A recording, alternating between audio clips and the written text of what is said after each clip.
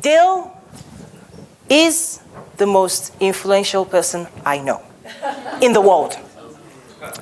Yes, it's true. I've said it in private, and I'm so delighted. Thank you for allowing me to say this publicly, and that's why I want him to hand this over to you. I met Dale through engagements at Walmart. As I was inquiring who's doing what. They pointed their finger, Walmart pointed, there's another person in Arkansas that's also talking about Africa.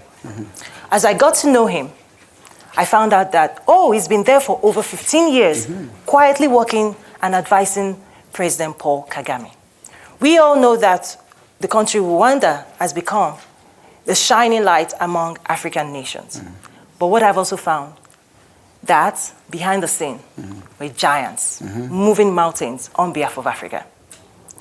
There's more to him. He's quite quiet, but I'm handing him over to you. Thank you. Please, Investor of the Year, Trade with Africa, Dale Dawson.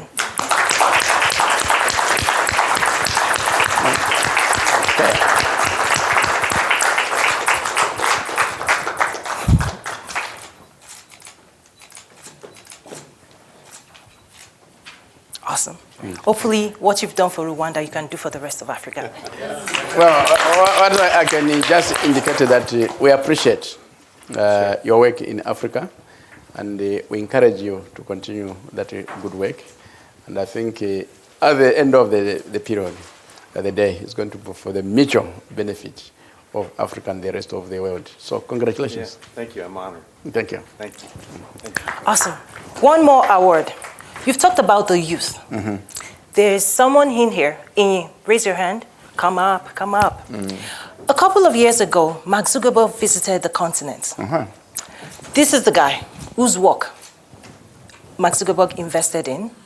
Andela, he left Andela and then founded Flutterwave. Flutterwave has gone to develop a strong financial system. So when Uber is transacting in Lagos, they process, Flutterwave processes. Now he's left Flutterwave, and I need to know what he's up to now. He's up to some stuff. You need to tell. So the youth, this is an incredible human being that have found ways to scale technology, not just solve locally, but across the continent. In fact, he was supposed to be, last year he was scheduled to be with us. He wasn't able to make it, but what we had asked him to talk about was what his work in Flutterwave, how he looked at the continent and said, when all is said and done, we want to trade as one.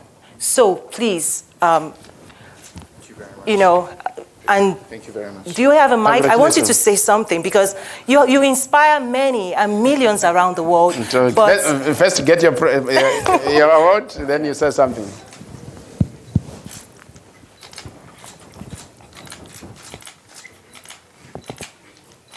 And congratulations. Thank you very much. Okay. please, just say something. You inspire us. Hey, thank you very much. I'm just going to be very brief. I came in on the red eye and was delayed, so I'm a bit tired. But I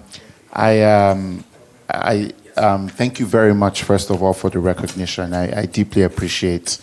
I think for young people across the continent, what we represent, quite frankly, not just the future of Africa, but the future of the world. And it's just a fact because when you look at the data and the statistics, right, by the time we get just 30 years from now, 2050, Africa will be more than half of the world's working population.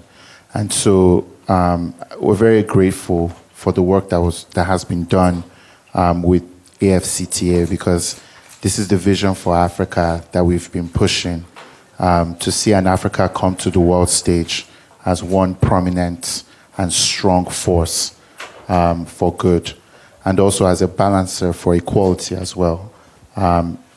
And what we've tried to do, at least what I've tried to do in my own career as an entrepreneur, is to try and balance the scales. When you think about who we many times the policymakers, or sometimes who today are regarded as entrepreneurs, you're often looking at a lot of older people, which is a good thing now, but I think that as we start to think about the future, it's so important for us to start to invest in the leaders of today, quite frankly. And what that has meant for me is, with Andela, building talent, enabling young people in Africa to be able to go from $100 a month in income to $100,000 a year in income because of the internet, because they were able to develop skills that made them to be able to export not just goods, but also knowledge across the world.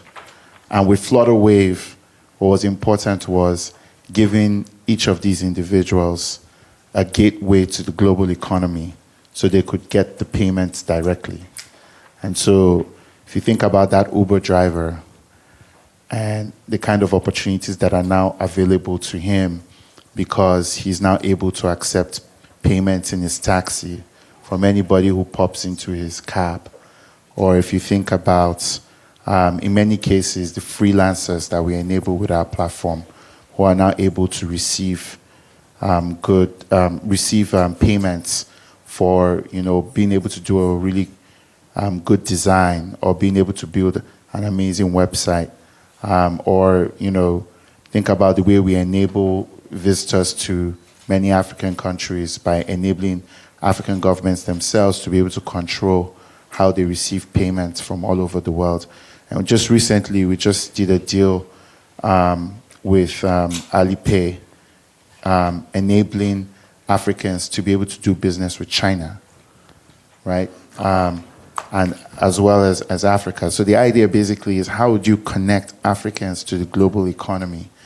And for me, these are the questions that we do. So as we think about trading with Africa, I don't want us to always be stuck in the mindset that it has to be physical goods. There's a lot of knowledge already, a lot of knowledge trade already happening between the US and Africa. A lot of our young people who are enabling the US economy by building technology for US companies. A lot of our human capital in Silicon Valley, where my family lives, and in many parts of the financial district in New York, who are contributing to this trade in Africa. And my hope is that as we become a more globalized economy because of technology and the internet, a lot of these people can move back to Africa and contribute from everywhere in the world and have more of that wealth in Africa. And so I thank you very much for the opportunity. Thank you for the recognition. It really is an honor.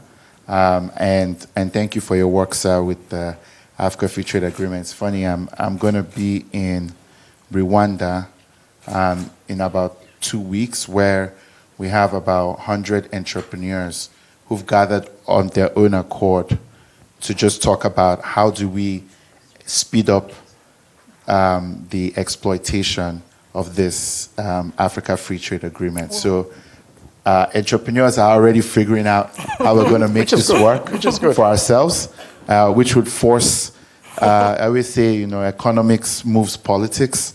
So by the time we can show our investors that there's money to be made in the world's largest free trade area, my sense is that a lot of the other political things will be in place. So thank you for your work. Thank you for the opportunity.